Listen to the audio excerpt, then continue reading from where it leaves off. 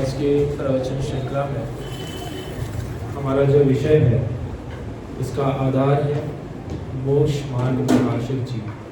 ग्रंथ का क्या नाम है? मोक्ष मार्ग प्रकाशक। इसके रचयिता का नाम क्या है? पंडित टूडमल जी। पूरा नाम? आचार्य कल पंडित टूडमल। ठीक है। आज का हमारा विषय होने वाला है अरिहंतों का सामान्य स्वरूप। आप सभी ने पढ़ा है, सब जानते हैं।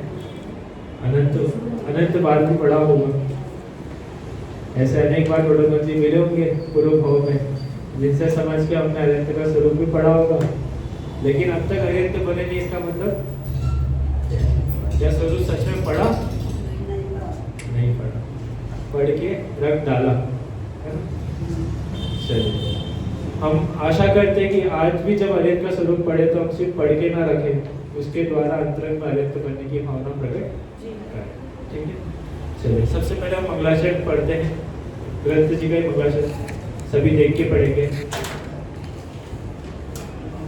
मंगलमय मंगल करण वीतराग विज्ञान, नमो ताई जाते भय अरिहंतादिमा, करि मंगल करियो महा ग्रंथ करण को का, जाते मिले समाज सब पावे निज पद राज, पावे निज पद राज।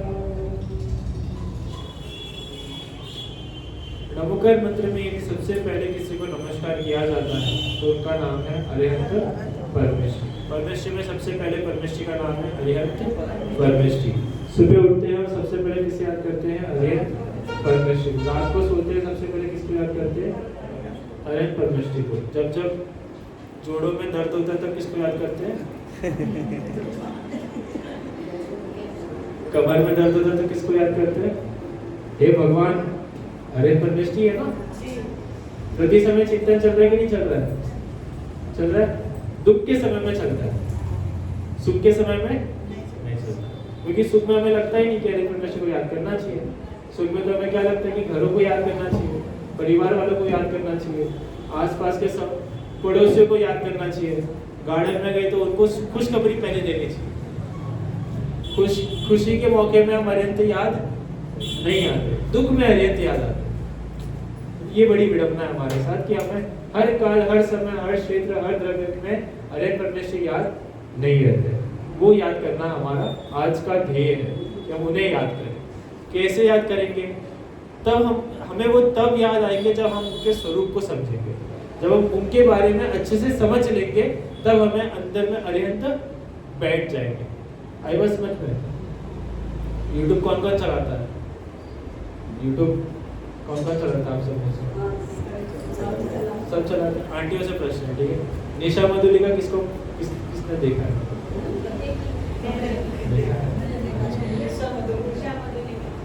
पता होगा ना? मेरी मम्मी फैन है, मेरी मम्मी उनकी फैन है। वो मेरी मम्मी आप इनसे पूछ लेना हमारे, ठीक है? वो बहुत ही अच्छा भोजन बनाते हैं, व्यंजन बनाते हैं यूट्यूब पे, ठीक है? उनके जैसा बनना तो क्या करना पड़ेगा? उनके जैसे एकदम अच्छा खाना बनाना कैसे सीखेंगे? किसको देखोगे आप? उन्हीं को देखोगे। अगर मैं कहूँ आपको कि अगले 3 महीने में आपको उनके जैसा खाना बनाना है तो आप 3 महीने में आपकी क्या प्रक्रिया होगी? अच्छा, उनको देखेंगे, उनकी रेसिपीज को डाउनलोड करेंगे, ट्राई करेंगे, जला होगा तो पतियों को खिलाएंगे और अच्छा बना तो खुद खाएंगे। अच्छा, तो अगर अगले 3 महीने में हमें उसके जैसा अच्छा भोजन बनाना है तो सतत उनका चिंतन करेंगे, उसकी बताए हुए मार्ग पर चलेंगे, उसके बारे में पढ़ेंगे, समझेंगे, प्रयोग करेंगे, फिर सोचेंगे कि कहाँ गलती की, उसको सुधारेंगे और फिर उसके बाद आगे वैसे ही काम करते रहेंगे। 3 महीने के अंत में थोड़ा सा सफलता मिलेगी, मिलेगी कि नहीं मिलेगी? मिलेगी पक्का? ट्राई किया है आपने? हाँ, किसी ने हाँ बोला। चलो कोई बात नहीं, ठीक है। अब यहाँ पे पूछते हैं, संभव बताओ, आपको बहुत बड़ा बिजनेसमैन बनना है, क्या करोगे? उनको फॉलो करेंगे। फॉलो करोगे? किसको फॉलो करोगे? जिनके जैसा बनना है। जिनके जैसा बनना है, ठीक है। फॉर एग्जाम्पल अंबानी बनना है तो अंबानी, सदर अंबानी के वीडियोस देखेंगे, अंबानी ने क्या किया वो करेंगे, उसने किस रीति से धंधा किया वो सोचेंगे, है कि नहीं? धंधे की टेक्निक सीखेंगे, 4 लोगों से पूछेंगे, उनसे भी पूछेंगे कि कैसे धंधा पढ़ाते हैं।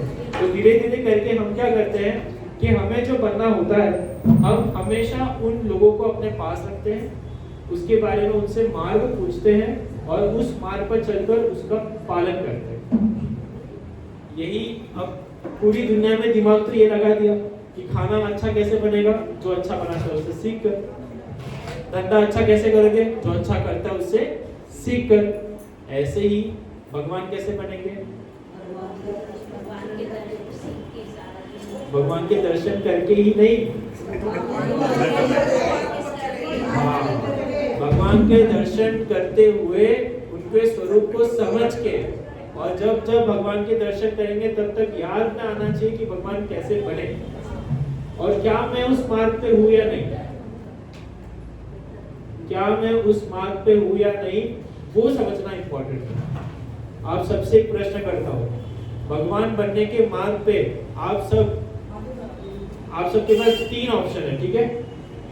मैं मार्ग पर चल गया हूँ, मैं मार्ग के बीच में हूँ, मैं बस मार्ग से थोड़ा दूर हूँ और मुझे मार्ग ही नहीं पता, ठीक है? कौन बनेगा ज्ञानवान फिर? चलिए, आपके पास 4 ऑप्शन है। भगवान बनने के मार्ग पे आप सभी कहाँ हैं, ठीक है? तो सब, पहला ऑप्शन, मैं मार्ग पर बढ़ चुका हूँ। ऑप्शन 2, मैं मार्ग के मध्य में पहुंच चुका हूँ। ऑप्शन 3, मार्ग से बस, भगवान बनने से बस एक कदम पीछे हूँ। और ऑप्शन 4, पता ही नहीं मार्ग क्या है। चलिए, ऑप्शन ए, हाथ ऊपर कीजिए। ऑप्शन ए, अच्छे से 100% 50%? 100%, ठीक है। 4 लोग हैं, अच्छा चलो स्टार्ट हो गए। ऑप्शन बी, बीच में कोई पहुंचा है? नहीं पहुंचा? चलो ठीक है, इतने सालों से मंदिर वाले बीच में नहीं पहुंचा। चलो बढ़िया। ऑप्शन सी, बस एक कदम दूरी है भगवान, बस थोड़ा सा टाइम बचा है, भगवान बस आपके बाजू में बैठने वाले हैं, ऐसा कोई है? तो ऑप्शन डी में होगा सब?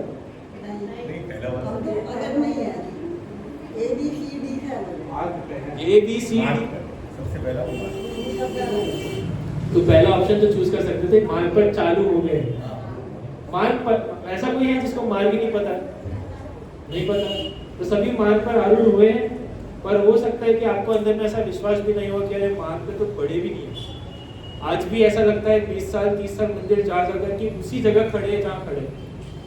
तो ये ऐसी स्थिति होती ही इस कारण से है क्योंकि हमने जैसा मार्ग बताया है उसका वैसा अनुशासन और वैसा पालन नहीं किया, उसे नहीं समझा। जैसे जैसे मार्ग को समझेंगे वैसे वैसे आप मार्ग पे आगे आगे बढ़ते जाओगे। कोई व्यक्ति यदि बार बार फेल होता है तो उसको भी पता चल जाता है कि फेल किस कारण से हो रहा है और फिर वो उस पर काम करता है, वो पास होता है। ऐसे ही अगर हम मार्ग पे आगे नहीं बढ़ पा रहे तो अब मौका है कि मार्ग को समझे, मार्ग को अंदर में लेके आए और फिर आगे बढ़े। ठीक है, चलिए स्टार्ट करते हैं। सबसे पहले अरिहंतों का सामान्य स्वरूप, पेज नंबर 2, बहुत सारे प्रकाशक ग्रंथ सभी के सामने ग्रंथ है। चलिए,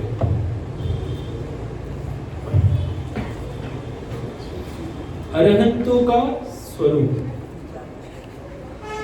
जिनागम में नमो अरिहंताड़म भी आता है, कहीं कहीं नमो अरहंताड़म भी आता है, दोनों लिखा होगा। ठीक है, सही कौन सा है? दोनों सही है। ठीक है, अरिहंताड़म का अर्थ है जो शत्रुओं का नाश करे। ठीक है, शत्रु का नाश करे उसे कहते हैं अरि, जहाँ अरि शब्द का अर्थ है शत्रु, दुश्मन, और अर शब्द का अर्थ, अर शब्द का अर्थ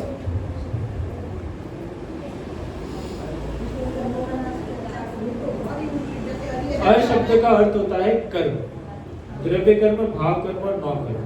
तो इसका एक संक्षिप्त शब्द कहते हैं अर। तो जिसने अर का नाश कर दिया है उसे कहते हैं अरहंत। आई बात समझ में?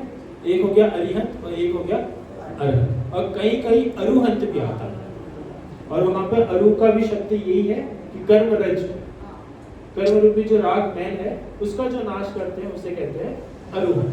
तो तीनों ही शब्द का अर्थ तो एक दूसरे से शब्द में देखें तो थोड़ा अलग अलग अर्थ है, लेकिन वास्तव में मतलब क्या है कि जिसने भाव अपेक्षा से यदि अर्थ देखा जाए तो जिसने कर्मों का नाश कर दिया है, अपने शत्रुओं का नाश कर दिया है, उसे कहते हैं अरिहंत।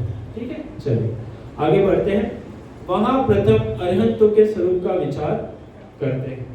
अब देखना बहुत सुंदर सुंदर शब्द यहाँ पे आने वाले हैं। टोटल की यही विशेषता है, जो शब्द में सुंदरता भर लेते हैं। ठीक है, सबसे पहले लिखते हैं, जो गृहस्थपना त्याग कर मुनि धर्म अंगीकार करके निज सभा साधन द्वारा चार घाती कर्मों का क्षय करे। ठीक है, अब इस सारी पंक्तियों में दो बात है। एक होता है गृहस्थ, एक होता है गृहस्थपना, एक होता है मुनि, एक होता है मुनि पना, मुनि धर्म। तो यहाँ पे उन्होंने उनका प्रश्न किस चीज पे? गृहस्थ पने पे और मुनि धर्म पे। उनका कहना ये नहीं है कि आप घर छोड़ दो, उनका कहना ये नहीं है कि आप पीछी कमंडलू ले लो, आप नग्न हो जाओ। उनका कहना ये नहीं कि 28 मुलमुड़ों का पालन करो। आई रही बात समझ में? उनकी इन वचनों से उनका मुख्यता किस पर है? भावों पे। गृहस्थ पने का त्याग करना, मुनि धर्म का अंगीकार करना। क्योंकि बाहर में देखा तो जा रहा है कि गृहस्थपना त्याग दिया है, लेकिन कभी कभी होता नहीं है।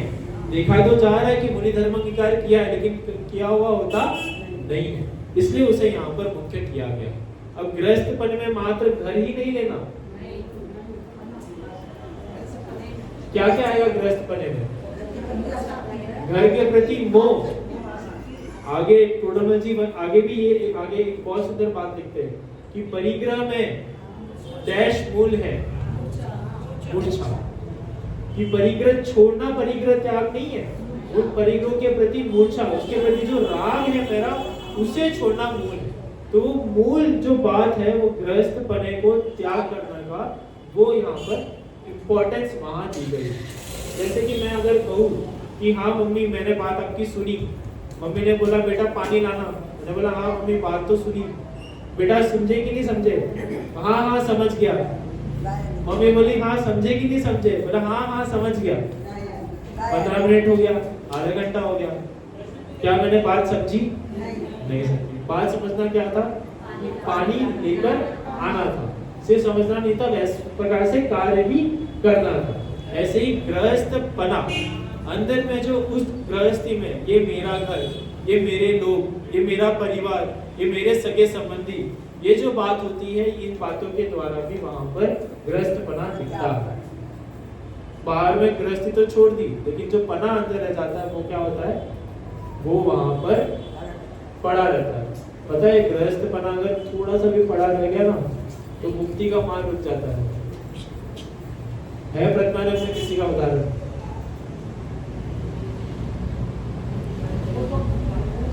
5 पांडव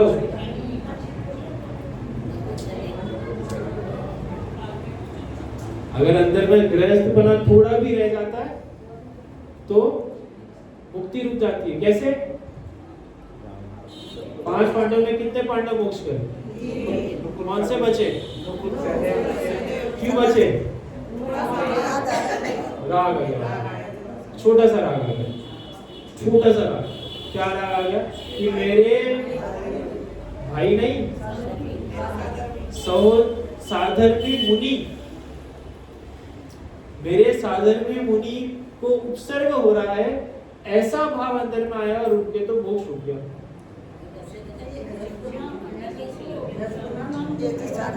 हाँ,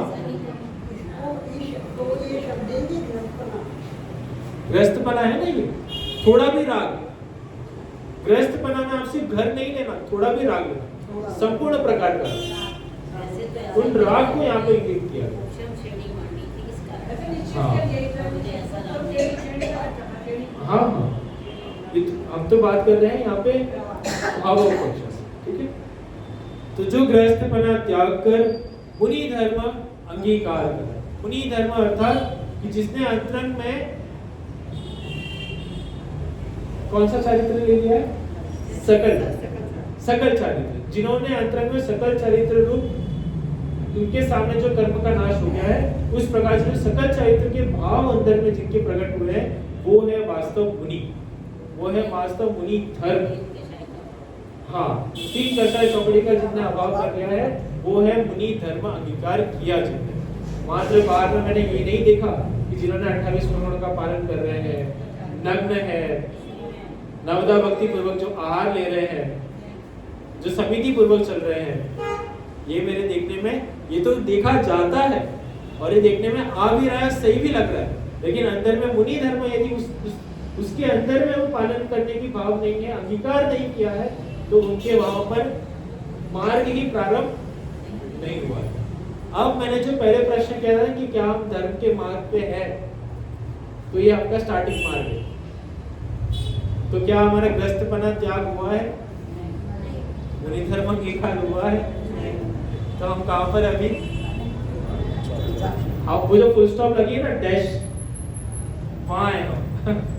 जो से भी प्रारंभ नहीं हुआ है हमारा, वो जो ग्रस्तपना त्याग कर बोला है ना, वहां भी हमारा प्रारंभ अभी तक नहीं हुआ, तो वो प्रारंभ करना है, ठीक है।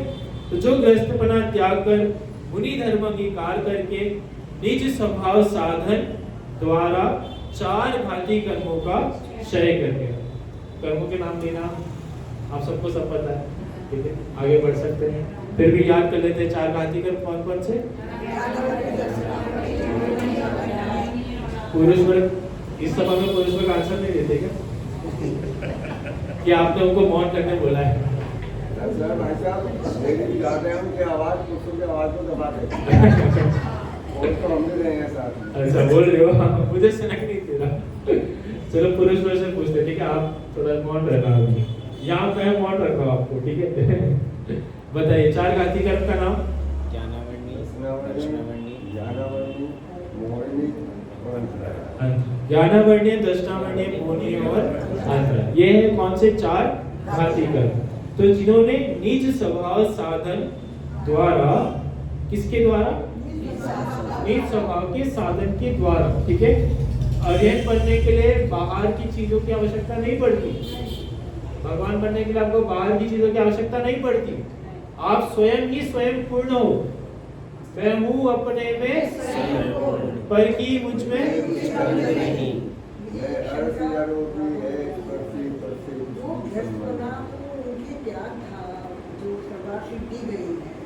हाँ हाँ, मैंने बोला ना आपको, ग्रस्तपना मतलब यहाँ पे राग का अर्थ किया मैंने। तो उनको जो राग हो गया सहोदर मुनि का, हाँ मैंने इसको राग पे घटित किया, वास्तव में वो मुनि है, मैं मुनि चर्या से मना नहीं कर रहा हूँ। हाँ, मैं यहाँ पे ग्रस्तपना से जब राग आपको समझा रहा था, मैं समझा रहा हूँ कि छोटा राग भी कैसे आपके, हाँ वो राग ने क्या उन्हें अरिहंत बनाया, तो वो छोटा राग कहीं ना कहीं तो अरिहंत के मार्ग से बना, हाँ तो बड़ा ही राग हो गया, ठीक है। तो देखिए, जो ग्रस्तपना त्याग कर मुनि धर्म अंगीकार कर निज स्वभाव स्वयं के आश्रय से, ज्यादा हमेशा कहते हैं कि सम्यक दर्शन प्रकट करना चाय बनाने से भी आसान है। क्यों? हाँ, चाय बनाने में चाय पत्ती चाहिए, पानी चाहिए, कितना कुछ चाहिए, अनेक उपकरण चाहिए, अनेक साधनों का जमावड़ा चाहिए जिससे वो चीज बनेगी। लेकिन यहाँ पे क्या है? यहाँ कुछ नहीं चाहिए, मैं स्वयं अपने में पूर्ण हूँ। निज स्वभाव के साधन द्वारा, स्वयं के स्वभाव की साधना से, आई बात समझ में? साधना, साधना इतना सुंदर शब्द है कि हमने ना आज तक कोई भी कार्य करते हुए ना उसमें सततपना नहीं रखा, ठीक है।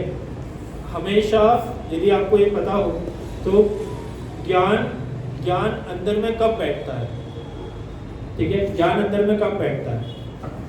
मति ज्ञान के 4 वेद कौन कौन से?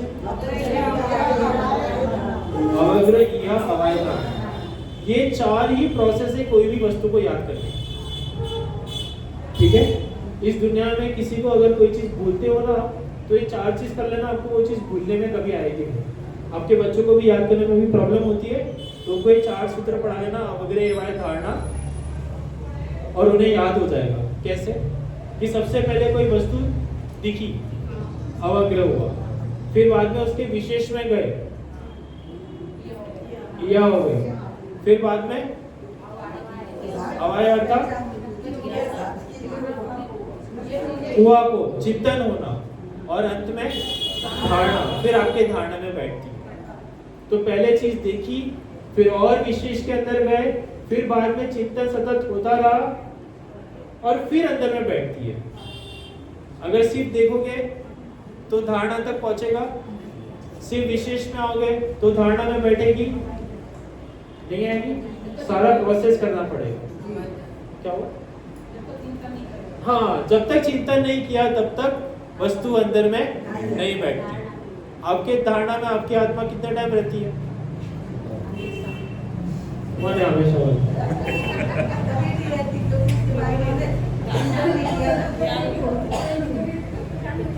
चलती है, चिंतन हमेशा चलता है। अब यहाँ पे देखो लिखा है साधन करना पड़ेगा, साधना करनी पड़ेगी, उसकी बारंबार धारणा करना पड़ेगा, चिंतन करना होगा।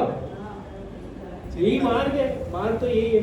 चिंतन नहीं चलता, बल्कि ये देखना पड़ेगा आत्मा नाम की कोई चीज है क्या, दूसरी चीज का चिंतन चले। यार तो आत्मा के नाम पे भूत का चिंतन चलता है, ठीक है, आत्मा के नाम पे भूत का चिंतन चलता है, ज्ञान स्वभावी आत्मा का चिंतन नहीं चलता। तो उसकी साधना का आवश्यकता है। जिन व्यक्तियों की साधना नहीं होती उनके अरिहंत पर्याय संभव नहीं है। सम्यक दर्शन प्रकट करने के लिए कम से कम कितना समय चाहिए? कितना समय चाहिए? हाँ, एक समय जब भी हो गए पर्याय अपेक्षा से नहीं, काल अपेक्षा से अंतर्मुहूर्त कैसा होना चाहिए? कट के या अंतर्मुहूर्त कंटिन्यू? सतत चाहिए ना। अंतर्मुहूर्त में भी मुहूर्त से एक समय कम भिन्न मुहूर्त, और भिन्न मुहूर्त से भी एक समय कम अंतर्मुहूर्त। तो 2 समय कम मुहूर्त, जितना समय निरंतर साधना हो तो समय दर्शन प्रकट होता है। और अगर आप उसको भी तोड़ के करोगे तो नहीं होगा। तो जिनागम में साधना की बहुत महत्वता है, ध्यान का महत्व है। किसी भी वस्तु को एक बार पढ़ के छोड़ना नहीं है, उसके बारे में सतत चिंतन चलते रहना चाहिए। शिवभूति मुनिराज की भी चिंतन चला था। क्या चला था? दुष्मास भिन्नम का आया समझ में? अंजन चोर के चिंतन चला था। दृढ़ता जी चिंतन था। आनंद ताड़म कछु न जानम सेठ वचन प्रमाणम, जो बोला वो तो सही बोला है, उसका चिंतन है मेरे पास, और हो गया, सिद्धि हो गई, उसी भाव से मोक्ष चले गए। आई साधना की मुख्यता कि निज स्वभाव के साधन के द्वारा मुझे स्वयं को साधन लेना है, स्वयं के द्वारा अपने ही स्वभाव के साधन के द्वारा ये कार्य किया जा सकता है। ठीक है, जो ग्रस्त बना त्याग कर मुनि धर्म अंगीकार करके निज स्वभाव साधन द्वारा 4 घाती कर्मों का क्षय करके अनंत चतुष्टय रूप विराजमान हुए हैं। ठीक है, अनंत चतुष्टय कौन कौन से, तो उसके नाम आगे आ रहे हैं। वहां अनंत ज्ञान द्वारा तो अपने अनंत गुण पर्याय सहित समस्त जीवादि द्रव्यों को युगपत विशेष पने से प्रत्यक्ष जानते हैं। हमको कंप्यूटर की बहुत महत्वता लगती है, अरे बाप रे, एक बटन दबाया और सब कुछ आ गया। फोन की महत्वता लगती है, एक बटन दबाया सब कुछ आ गया। सर्वज्ञ की महत्वता बताओ, कि एक समय में 3 लोक के 3 काल के समस्त द्रव्य के अनंत गुणों के अनंत अनंत पर्यायों को एक साथ एक समय में साथ में जानते हैं। यह है सर्वज्ञता। वर्तमान का, भविष्य का, भूत का, सबका हर चीज एक साथ एक समय में जो जान ले वो कौन है? वो सर्वज्ञ है। अब ये सब कंप्यूटर उसके सामने क्या है? कुछ भी नहीं। आई बात समझ में? ये है हमारे ज्ञान का सर्वोत्तम, सबसे उत्कृष्ट अवस्था। आज हमारी अवस्था क्या है ज्ञान की? कि हम आज का सुबह की खाई हुई सब्जी शाम को याद नहीं रख पाते। अभी का खाया हुआ कल सुबह, अभी का पड़ा हुआ कल सुबह तक याद रहेगा? ऐसे अनंत विनय आके जाएंगे, अनंत संभव बन के आएंगे, याद रहेगा? तो हमने अपने ज्ञान की भी पराकाष्ठा को भुला दिया है कि हम ऐसे सर्व कितना ज्ञान हमारे में, ज्ञान लेने के लिए ज्ञान नहीं लेना है, ज्ञान लेने के लिए हमें सम्यक दर्शन नहीं लेना है, पर हमें समझना है कि हमारा ज्ञान में इतनी ताकत है कि वो पूरे विश्व को जान सकता है। तो अभी क्यों टेंशन लेना कि मैं यहाँ का भी जानूं, मैं वहां का भी जानूं, मैं बाहर का जानूं, मैं इस घर का जानूं, मैं बाजू वाले का जानूं, मैं आगे वाले का जानूं? क्यों जानना है? बाद में सब आएगा। अभी किसको जानना है? इम्पोर्टेंट कौन है? अभी किसको जानना है? स्वयं। पुरुष पर किसको जानना है? दुकान कल खोलना तो नहीं है, खोलना भी है कल भी, ठीक है। आज तो संडे बंद कर, संडे मंगल करके आ गए, कल वो भी याद करना है। लेकिन जब वो भी खोलेंगे तब याद क्या होना चाहिए? स्वयं। मेरा भी कल्याण साथ में चलते रहना चाहिए, ठीक है। चलो, तो अनंत ज्ञान द्वारा तो अनंत गुण पर्याय से एक समस्त जीवन द्रव्य को युगपत विशेष करने से प्रत्यक्ष जानते हैं। अनंत दर्शन द्वारा उनका सामान्य अवलोकन करते हैं। जो पदार्थ प्रत्येक द्रव्य इस संसार में जितने भी द्रव्य का अवलोकन होता है उसका हमारे ज्ञान में दर्शन और ज्ञान रूप, दर्शन ज्ञान रूप वो विषय बनता है। सबसे पहले दर्शन होता है एक समय का और फिर ज्ञान होता है। यही अंतर है दिगंबर संप्रदाय में और श्वेतांबर संप्रदाय में, कि हम मानते हैं कि वो कैसा होता है, अगर छद्मस्त है तो उसको दर्शन पूर्वक ज्ञान होता है, और यदि केवली है तो साथ में।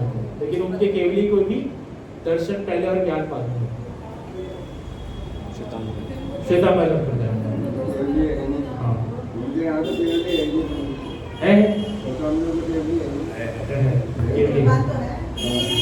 के भी अनंत है, ठीक है। तो आप तो सौभाग्यशाली है, दिगंबर संप्रदाय में दर्शन पूर्वक ज्ञान आपका हो रहा है और केवली के एक साथ होता है। ये उसकी विशेषता है, ज्ञान का उत्कृष्ट लेवल है कि दोनों साथ में हो रहा है, ठीक है। तो अनंत दर्शन द्वारा उनका सामान्य अवलोकन करते हैं। अनंत वीर्य द्वारा ऐसी सामर्थ्य को धारण करते हैं कि हमारे में मुझ में वो अनंत वीर्य प्रकट करने की शक्ति है जो इस दर्शन और ज्ञान को संभाले हुए। आज मेरी शक्ति है कि मैं सिर्फ मुश्किल से थोड़े लोगों को संभाल पाता हूँ, मेरा घर बार देख लेता हूँ, थोड़ा कामकाज देख लेता हूँ, थोड़ा पैसा कमा लेता हूँ, थोड़ा खाना पीने की वस्तु आ जाती है, इतना ही सामर्थ्य है। अधिक से अधिक सामर्थ्य क्या है? इस भारत में सबसे अधिक सामर्थ्यवान व्यक्ति कौन होगा? चलो बताओ। बीजेपी वाला कौन है? आप ही होगा। इस पूरे संसार में सबसे सामर्थ्यवान व्यक्ति कौन होगा? मोदी जी है? तो इंडिया में ही है, फिर तो और भी देश के हैं। तो है कोई सबसे सामर्थ्यवान व्यक्ति तो सब कुछ संभाले, सबको संभाले। लेकिन हमें लगता है कि सामर्थ्यवान कौन होता है? जो सब संभाले, जो सबको संभाल के चले। जैन धर्म उसको सामर्थ्य नहीं कहता। जैन धर्म की अपेक्षा से सामर्थ्यवान वो है जो स्वयं को संभाले। जो खुद को संभाल नहीं पाया वो अन्य को क्या संभाले, और जो अन्य को संभालते रह गया वो खुद को लगता है अंत में आपको सबको अनंत परमात्मा बन जाओगे। सब साथ में इतना अच्छे से बोल रहे हैं, बहुत अच्छा लगा। चलिए आगे चले। तो अनंत वीर्य द्वारा ऐसी सामर्थ्य को धारण करते हैं। उनका भी हमारे अंदर में वीर्य गुण इस प्रकार का है कि जो हमारे दर्शन और ज्ञान को धारण करके रखा हुआ है, ठीक है। और अंत में अनंत सुख द्वारा निराकुल परमानंद का अनुभव करते हैं। कैसा आनंद का अनुभव करते हैं? निराकुल। और आनंद भी कितना? परमानंद। ऐसा आनंद जो 1 या 2 या 10 गुलाब जामुन से भरेगा नहीं। परम आनंद। आनंद भी किस कोटि का? परम स्वरूप है ना। रिचार्ज कौन सा अच्छा लगता है इंटरनेट में? जिसकी वैलिडिटी कैसी हो? अनलिमिटेड हो। डेटा कैसा हो? अनलिमिटेड हो। जिंदगी में मोबाइल में तो वही रिचार्ज चाहिए जिसमें अनलिमिटेड डेटा और अनलिमिटेड वैलिडिटी हो। और सुख कैसा ढूंढते हो? लिमिटेड वैलिडिटी वाला, लिमिटेड समय वाला, कि छोटे समय का सुख मिल जाएगा। अरे थोड़ा सा सुख तो मिल जाएगा, अरे थोड़ा अच्छा भोजन बन जाएगा, पेट भर जाएगा, फिर अगले दिन फिर से आप बोलता हूँ अरे थोड़ा सा ज्ञान मिल जाए, चलो अच्छा लगेगा, थोड़ा सा भक्ति सुन लेते अच्छा मिलेगा। थोड़ा थोड़ा थोड़ा थोड़ा छोटी छोटी खुशियों में आनंद मिलते रहते हैं। थोड़ा सा इंश्योरेंस कर देंगे तो सब कुछ सही हो जाएगा। लेकिन यहाँ पे क्या कह रहे हैं कि परम आनंद,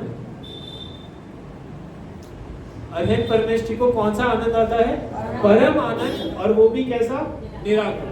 हमारा आनंद कैसा है? आकुलता सहित और क्षणिक। और उनका आनंद है परम और निराकुल। आई बात समझ में? तो अरिहंतों के मतलब मैं भी इस कोटि पे पहुंच सकता हूँ, ये आज का व्याख्यान का अर्थ है कि मुझे भी इस प्रकार का निराकुल और परमानंद सुख मिल सकता है। जैन दर्शन की इतनी सुंदर व्यवस्था है कि आप अन्य दर्शनों में जाओ, आपको बोलेंगे कि आप भगवान नहीं बन सकते, और अगर आप बनोगे भी ना तो आप मूल भगवान नहीं बन सकते। उनके अंश बनोगे, उनके आत्मा के अंश बन जाओगे, यहाँ आ जाओगे, यहाँ वो आपको नचाएंगे और फिर उनका मन होगा तो बुला के देंगे। जैन धर्म मात्र ऐसा धर्म है जो सभी आत्माओं को समान मानता है और सब में भगवान बनने की, प्रत्येक आत्मा परमात्मा बन सकती है। ये बात मात्र जैन धर्म में ही है। देख लेना किसी दर्शन में नहीं है। कोई भी दर्शन आपको भगवान नहीं बनाएगा, भक्त ही बनाएगा। और भगवान भी बना देगा तो आपको बाजू में नहीं बिठाएगा, बोलेगा आप मेरे से छोटे भगवान हैं। आप सबको पता ही है कौन बड़ा? ब्रह्मा बड़े, विष्णु बड़े, महेश बड़े? बताओ, है ही नहीं उसका रास्ता। ब्रह्मा ने कभी विष्णु को परेशान किया, विष्णु ने कभी ब्रह्मा को किया, महेश ने कभी इसे किया, उसने किसी और को किया। कोई ना कोई किसी ना किसी के अंतर्गत चलता रहता है, बढ़ता रहता है। लेकिन कौन सबसे बड़ा, कौन छोटा? समान नहीं है, आपस में द्वंद्व है कि मैं बड़ा तू छोटा, तू बड़ा मैं छोटा। और जैन धर्म में द्वंद्व ही नहीं है। भूतकाल के 24 तीर्थंकर, वर्तमान के 24, भविष्य काल के 24, सभी तीर्थंकर भगवान। जितने अभी तक सिद्ध हुए, जो शिखर जी से गया, जो पावापुरी से गए, जो गजपंता से गए, सभी सिद्ध। सबको भगवान बनाने की भावना जैन दर्शन में नहीं। ठीक है, तो अनंत सुख द्वारा निराकुल परमानंद का अनुभव करते हैं। तो ज्ञानावरण के अभाव में कौन सा चतुष्टय प्रकट होता है? अनंत ज्ञान। दर्शनावरण के अभाव में अनंत दर्शन। मोहनीय के अभाव में अनंत सुख। और क्या बचा? अंतराय के अभाव में अनंत वीर्य। तो इस प्रकार से 4 घाती कर्मों के अभाव से 4 अनंत चतुष्टय प्रकट उनके हुए हैं। ठीक है, चलिए अब यहां तक जो कुछ था वो था अरिहंत का स्वरूप, आत्मा के अपेक्षा से, अंतरंग अपेक्षा से। अब आपको आएंगे बहिरंग अपेक्षा से। ठीक है, ये सब तो थे आत्माश्रित अरिहंत के गुण जो आत्मा के आश्रय से अंदर में दिखते हैं। लेकिन अब बाहर के आश्रय से आपको समझ में आएंगे कि और कौन कौन से अरिहंत परमेश्वरी के स्वरूप, मूल गुण आदि होते हैं। ठीक है, चलो अब लिखते हैं पुनश्च, जो सर्वथा सर्व राग द्वेष आदि विकार भावों से रहित होकर शांत रस परिणमित हुए। प्रोडोमस जी ने इस एक लाइन से इस संसार के सभी कुदेवों को उड़ा दिया कि सच्चे अरिहंत सच्चे देव कौन से, कि जिनका राग द्वेष आदि विकार भाव से रहित होकर शांत रस परिणमित हुए हैं। जिनके अंदर में क्या क्या नहीं है, राग द्वेष और मोह, ऐसे विकार जिनके अंदर में नहीं होता है, बाहर में दिखता भी नहीं है, वे होते हैं अरिहंत, जो शांत रस होते हैं। विवेकानंद जी बहुत अच्छी स्टोरी इसके बारे में बताते हैं, याद होगा सबको, कि एक बार क्या होता है, एक बार एक प्रतियोगिता होती है कि सबसे शांत भगवान, सबसे उच्च कोटि के शांत भगवान कौन, ठीक है, एक बार ऐसी प्रतियोगिता होती है। तो फिर निकलता है व्यक्ति और वो ढूंढता है तो एकदम शांत रस के और एकदम सुंदर रूप के भगवान कौन से होंगे। वो तो अनंत बार दिखता है हर जगह पे, तो कोई गुस्से में है, कोई अपनी पत्नी के साथ है, कोई किसी और के साथ है, किसी ने भाला लिया है, किसी ने तलवार लिया है, ठीक है, कोई ना कहीं किसी ना किसी प्रकार का कोई ना कोई विकार चल रहा है। तो बोले ये नहीं, ये नहीं, ये नहीं, ये नहीं। फिर कंपटीशन के अंत में सिर्फ दो भगवान बचते हैं। कौन कौन से? एक होते हैं महावीर और एक होते हैं बुद्ध, ठीक है, महावीर भी बचते हैं और बुद्ध भी बचते हैं। अब बोले अब इसमें से कौन से सब जीतेगा, तो अरे आंसर क्यों जीतेंगे, तो एक ही, क्यों, वो अच्छी बात है, ठीक है। फिर पता चलता है कि अब क्या करें, तो अब तो एकदम बराबरी का टक्कर है, दोनों शांत है, दोनों सुंदर है, दोनों के ही मार्ग में शांति है, ठीक है, पर क्या है, क्या डिफरेंस क्या है, उनके अंदर में डिफरेंस ये है कि जो महावीर है उनके हाथ पे हाथ है, और जो बुद्ध है उनका एक हाथ ऊपर है।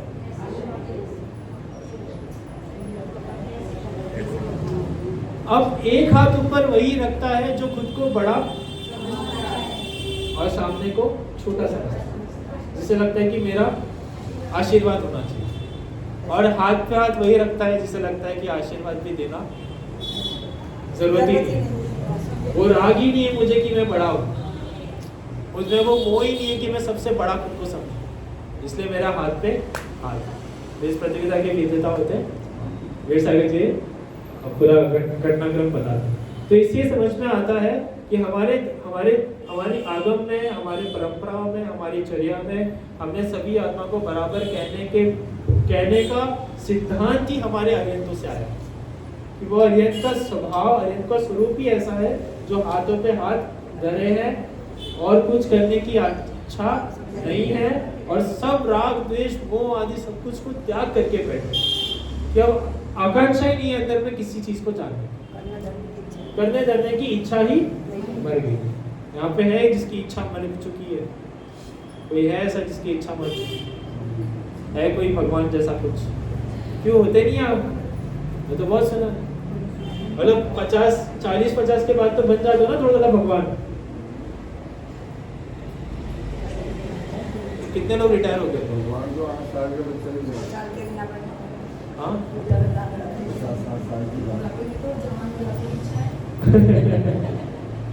भाभी जी कह रहे बुढ़ापे में इच्छा जवान हो जाती है।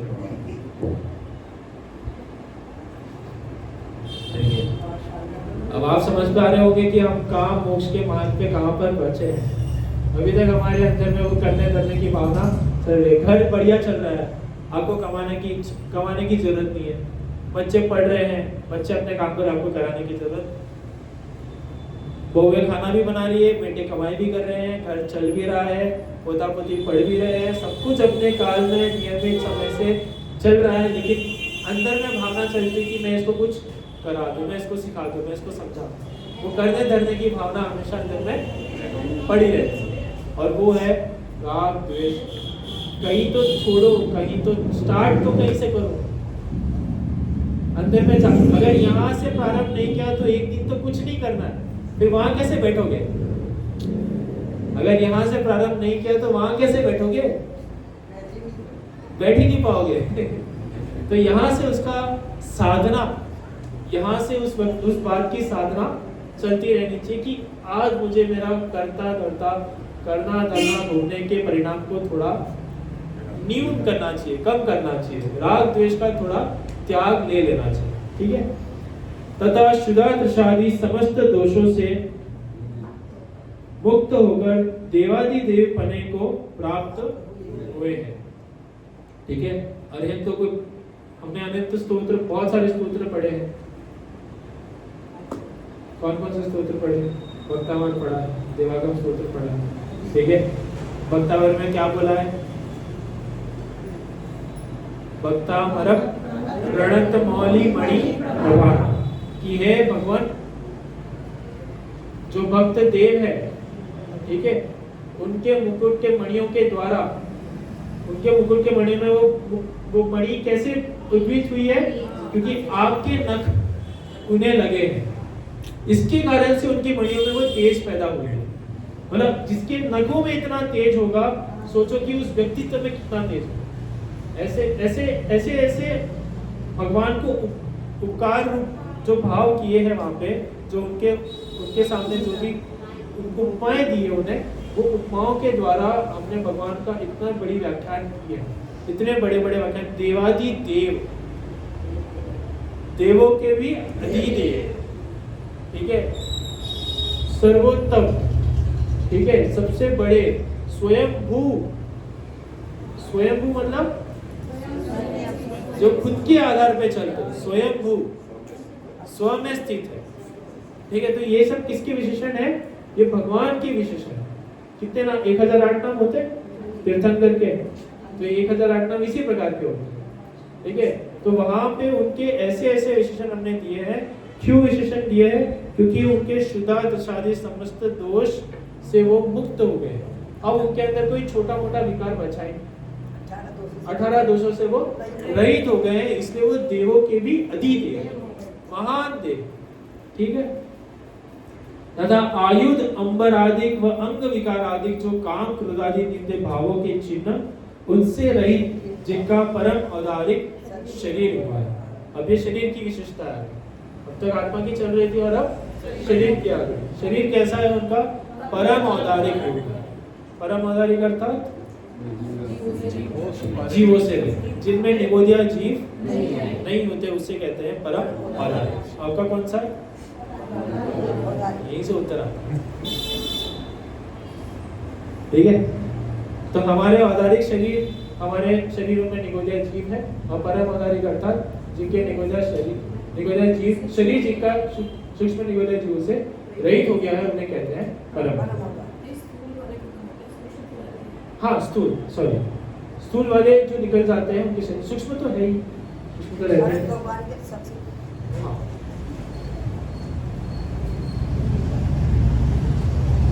हाँ, आयुध अंबर आदि, आयुध अर्थात मारने के जो भी साधन है आदि वो सब, और अंबर, अंबर मतलब वस्त्र, अंबर आदि व अंग विकार आदि अर्थात जो भी विशेष तरीके के जो भाव होते हैं, भावों की अभिव्यक्ति होती है, जो रूप होते हैं अनंत प्रकार के, अलग अलग प्रकार के। ठीक है। वो सारे रूपों को यहाँ पे ले लिया। ऐसे अंबर मतलब कपड़ा, तो वस्त्र आदि। अब वस्त्र के साथ आप जितने भी उनके साधन आदि सब ले लो, तो वो सब आ गए। मालाएं हो गई, वस्त्र, मुकुट हो गया, गहने हो गए। हाँ, दिगंबर शब्द में भी जो अंबर आता है वो भी कपड़ा ही है, लेकिन उसमें दिक् का मतलब होता है आकाश, दिक् का मतलब होता है दिशा। तो जिनके दिशा है, जिनका आकाश है, जिनका वस्त्र है, उसे कहते हैं दिगंबर। तो आयुध अंबर आदि व अंग विकार आदि जो काम क्रोध आदि नित्य भावों के चिन्ह, ये किसके चिन्ह होते हैं? काम और क्रोध के रूपी नित्य भाव के चिन्ह होते हैं। अगर ये किसी में पाया जाए तो कोई बहुत गुस्सा करता ना, तो हम उसको कैसे करते? चलो आज गुस्सा कर लिया, लेकिन कल भी उसको बहुत क्रोध आता है, बार बार छोटी छोटी बातों पे जिसको क्रोध आता है।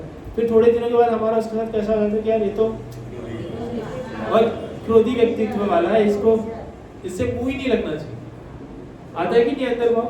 जिसको बहुत क्रोध आता है, ठीक है, या जिसको बहुत अधिक चीजों की लोलुपता है, अरे मुझे ये भी चाहिए, मुझे ये भी चाहिए, सब जमा करता है कि मुझे और पैसा चाहिए, मुझे और गाड़ी चाहिए, और घर चाहिए। फिर उसके प्रति कैसे भाव होते हैं कि अरे तो बहुत लालची है, बहुत ऐसा है, इसके साथ रहेंगे तो हम भी इसके जैसे होते हैं। तो हमारे अंदर में जिन व्यक्तियों में ऐसे विकार भाव दिखते हैं, स्वयं ही उनके प्रति निंदता की भावना आ जाती है। ये तो छोटे जीव है, इनको समझ में नहीं आ रहा, छोटी छोटी बातों में काय क्लेश चलता रहता है इनका। तो ये सब निंद भावों के चिन्ह है। और जिनके ये सब होते हैं, आयुध होता है, अंबर होता है, वस्त्र आदि होते हैं, ये सब निंद भावों के काम क्रोध के चिन्ह कहे जाते हैं। और हमारे अरविंद परमेष्ठी इन सबसे रहित, छोटी चीज है ही नहीं। चीज हो तो टॉप क्वालिटी की, अनंत ज्ञान, अनंत दर्शन, अनंत सुख, अनंत वीर, ठीक है, वस्त्र आदि है ही। इस रूप जिनका परम औदारिक शरीर हुआ है तथा जिनके वचनों से लोक में धर्म तीर्थ प्रवर्तता। अब ये होगी तीर्थंकर अरिहंत की विशेषता। अरिहंत दो प्रकार के, तीर्थंकर और सामान्य, बालगोद में सिखाया। तो तीर्थंकर अरिहंत की विशेषता है कि जो धर्म तीर्थ के प्रवर्तन करते हैं, जो पूरे धर्म को लेकर चलते हैं, जिनके द्वारा उस काल में, उस कालावधि में जिनके नाम से जैन धर्म जाना जाता है, उसे कहते हैं तीर्थंकर। हाँ, तीर्थ का उपदेश देते हैं। तो जो तीर्थ का अर्थात धर्म तीर्थ का उपदेश देते हैं, और तीर्थंकर तारयति इति तीर्थ, तो जो स्वयं तरे और दूसरों को तारे, उसको कहते हैं तीर्थ, ठीक है। हम शिखर जी पे जाते हैं तो शिखर जी पे जाके अनंत जो तर गए हैं उनकी वंदना करते हैं, और फिर स्वयं भी ये भावना पाते हैं कि मैं भी तीर्थ जाऊं। लेकिन फिर प्रॉब्लम ये होती है कि वापस उतर के यहीं आ जाते हैं, ठीक है। तो जाना तो वहां से डायरेक्ट ऊपर था, लेकिन ऊपर जाके फिर से नीचे 8 किलोमीटर ऊपर जाते हैं, 8 किलोमीटर वंदना करते हैं, और फिर सीधा ऊपर जाना होता है, लेकिन फिर 8 किलोमीटर नीचे आ जाते हैं। मुझे 27 का गिनती है, 9 किलोमीटर, 27 की गिनती है, 9 ऊपर, 9 पूरे और 9 नीचे। हाँ।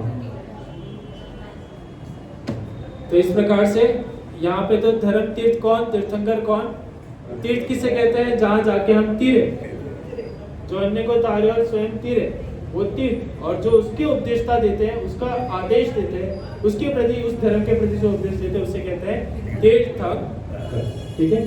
तो ऐसे तीर्थंकर की विशेषता अरिहंतों में देखी जाती है, और जिसके द्वारा जीवों का कल्याण होता है। वास्तव में यदि कल्याण करने की भावना स्वयं के अंदर में है, तो मात्र यहीं से होगा। ये बात यहाँ पे नोट करके रख लेना, ये इंपॉर्टेंट वाक्य है कि जिसके द्वारा जीवों का कल्याण होता है। अगर किसी इस पूरी सभा में किसी को अपना कल्याण करना है, तो उसे यहीं से मार्ग मिलेगा।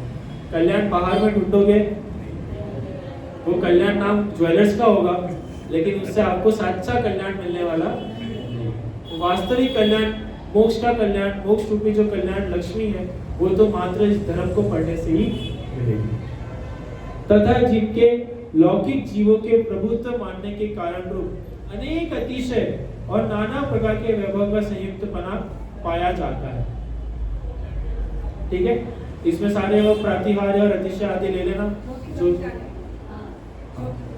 तो सारे प्रतिहार्य और अतिशय जितने भी हैं वो सारे आप ले लेना कि भगवान, और जितने चमत्कार भी देखते हैं आप, जिनको चमत्कार बोलते हैं, पावापुर जी में छत्र का घूमना, पदमपुरा जी में भूत का भगना, ठीक है। तो ये जो भी अन्य जितने छोटे मोटे चमत्कार आप देखते हो, ठीक है, ये है ही नहीं, वास्तव में तो है भी नहीं। लोग कहते हैं, हाँ, ये ग्रहित विचार से तो लोग कहते हैं, लेकिन ये सब इसके कारण अरिहंत नहीं हुआ है। और अन्य भी बाहर जो देखे जा रहे हैं, उसके कारण देखो ना क्या लिखा है टोटल में, जिनके लौकिक जीवों के प्रभुत्व मानने के कारण रूप। लौकिक जीव जो होता है वो इससे समझता है कि अरे वाह क्या भगवान है, वो प्रभुत्व उनसे मानता है, लेकिन वो भी वो उनका स्वरूप, ये तो शरीर आश्रित है, ये पर पुद्गल आश्रित उनके स्वरूप माने गए हैं, लेकिन उसके द्वारा भी लौकिक जीव प्रभुत्व मानते हैं, आध्यात्मिक जीव तो उससे प्रभुत्व नहीं मानते। तो लौकिक जीवों को प्रभुत्व मानने के कारण रूप अनेक अतिशय नाना प्रकार के वैभवों का संयुक्तपना पाया जाता है, तथा जिनका अपने हित के अर्थ गणधर इंद्रादिक उत्तम जीव सेवन करते हैं। कौन कौन सेवन करता है? उत्तम जीव, उच्च कोटि के जीव, जो इस लोक में सबसे बड़े हैं, वो जीव भी जिसकी सेवा करते हैं। ऐसे कौन है? अरहंत परमेश्वर। तो अपने हित के, अपने हित मतलब अपने कल्याण के लिए गणधर इंद्रादिक उत्तम जीव जिसका सेवन करते हैं, ऐसे कौन है? अरहंत परमेश्वर। ठीक है, तो पूरे स्वरूप को यदि मैं एकदम संक्षिप्त में बोलूं तो सबसे पहले तो क्या क्या है उनकी विशेषता, आप देख के भी बोल सकते हो। सबसे पहले तो गृहस्थपना, मुनि धर्म, एक सभा साधन द्वारा कर्मों का क्षय करके अनंत चतुष्टय। कौन कौन से? अनंत दर्शन। इनको क्या क्या है? जिनने ध्रुव विराजमान हुए हैं, प्रकट कर लिया है। ये हो गया अरहंत का आत्माश्रित स्वभाव। अब आते हैं अपन उनके शरीर आदि पूर्व पुद्गलाश्रित जो भी उनके स्वभाव है, तो उसमें क्या क्या है? पुनश्च जो सर्व राग द्वेष आदि विकार भावों से रहित होकर शांत रसूप हो गए हैं, शुद्धार्थ साधित सर्व दोषों का नाश करके मुक्त हो देवादिदेव हो गए हैं।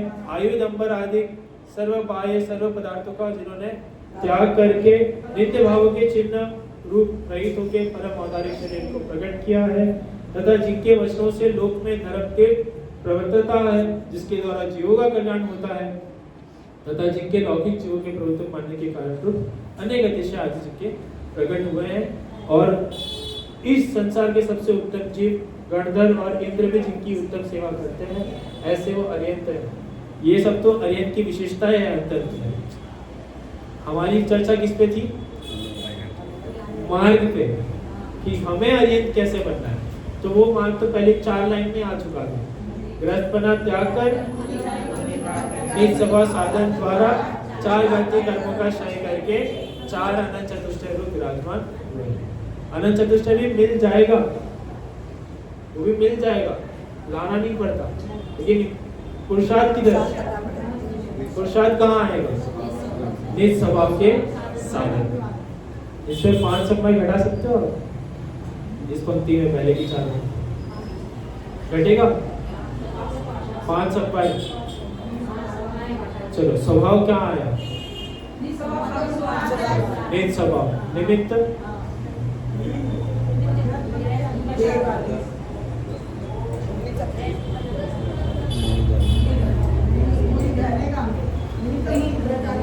चार घाती कर्म,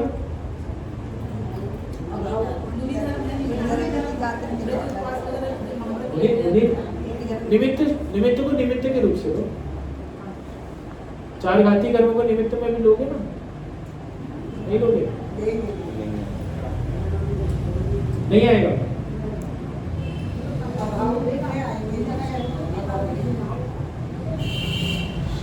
वचन जैसे लिखे हैं, अगर आप पढ़ोगे तो आपको लगेगा निमित्त नहीं है, लेकिन घाती कर्मों को निमित्त रूप से, कि उनका भी नाश होने पे मुक्त दशा प्रकट हुई है ना, तो इसलिए उसको निमित्त की कोटि में देखा। ये हो गया। फिर काल लब्धि,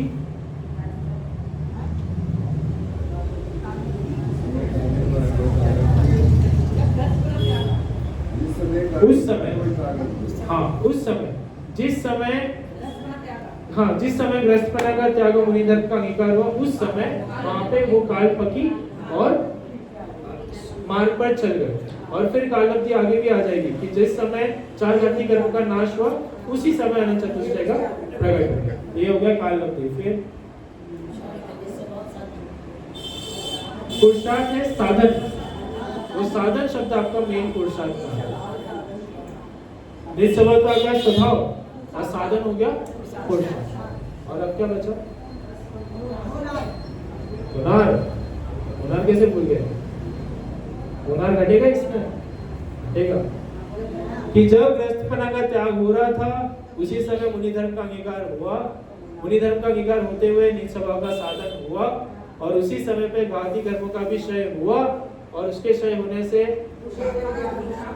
अनंत चतुर्थी प्रकट रूप दशा प्रकट हुई और इस प्रकार स्वरूप के प्रकट होने से उसे अनंत स्वरूप ये नाम मिला। ये क्या है? ये पवित्र विधि। ये इस प्रकार से होना है और यही शाश्वत होनार है। त्रिकाल रूप यही होनार है। सिद्ध बनने और अनंत बनने की यही प्रक्रिया है। आई बात सभी को समझ में? ठीक है। कितने कितने जीव यहाँ से अनंत बनेंगे? सही बनेंगे?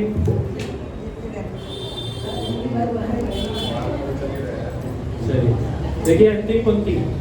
ऐसे सर्व प्रकार से पूजने योग्य श्री अनंत देव है, उन्हें हमारा नमस्कार है। अनंत देव के पहले एक वाक्य लिखा है सर्व प्रकार से पूजने योग्य। अगर इस संसार में किसी को पूजना है तो वो अनंत को पूजना है। सिद्ध से भी पहले किसी को पूछना है तो क्यों? रास्ता बताते हैं। सिद्ध तो वीतरागी सर्वज्ञ है, लेकिन अनंत का वीतरागी सर्वज्ञ और हितोपदेशी है और मेरे को तो उपदेश चाहिए, तो इसलिए मैं किसको पहले पूछूंगा? तो इस प्रकार से सर्व प्रकार से पूजने योग्य श्री अनंत देव को मेरा नमस्कार। इस प्रकार से आज के व्याख्यान में हमने अनंत के स्वरूप को समझा। इस मार्ग के द्वारा हमने अपने मार्ग को समझा कि मेरा भी यही मार्ग है, इसके अलावा और कोई मार्ग नहीं है। मुझे भी पहले ग्रस्त पना का त्याग करना है, उन्हें धर्म का अंगीकार करना है, निस्वभाव के साधन को प्रकट करके चार घाती कर्मों का नाश होते हुए अनंत चतुर्थी प्रकट होंगे।